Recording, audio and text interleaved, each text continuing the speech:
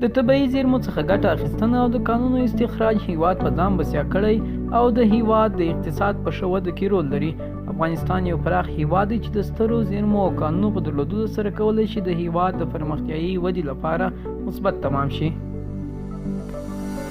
افغانستان یو پیچلی او متنوع جیولوژي لري. تر یوې اندازې پورې د همالیا په لویدیځ پای کې موقعیت لري. د هندوکش د غرونو جوړښت دا هیواد د خپل غرني طبیعت له امله متنوع او پراخه معدني زیرمې لري.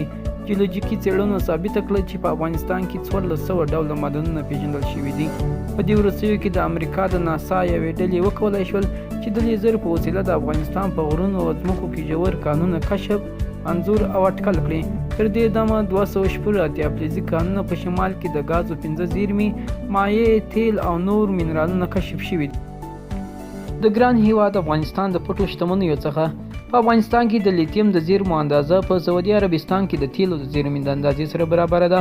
د افغانستان د اوسپنو د کانونو د زیرمو اندازه 2 میلیارډ ټن اټکل شوې ده. د افغانستان د غازو ټولیزې ذخیرې له 1 تریلیون ډالرو څخه زیات ارزښت لري. د افغانستان د مسو زیرمې د نړۍ د مسو تر ټولو لوی کان سره مساوي دي چې په چیلي کې موقعیت لري. دوی د یورانیمو او سرو زرو د زیاتوالي له امله د ارزښت اټکل نشي کولی.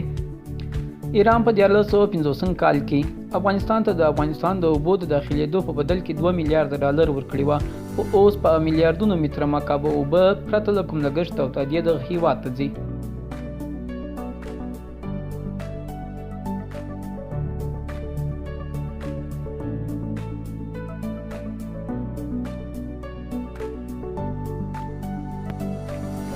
نه یوازې دا بلکې افغانستان په زیاته اندازه میز، اوسپنه، مرمر، د ډبرو سکاره، کرومایټ، کوبالټ، سره زر، قیمتي ډبرې، یورانیم، لیتیم، طبیعي ګاز او دې ته ورته نورې قیمتي او نیمه قیمتي ډبرې، منرالونه، کانونه او معدنونه لري.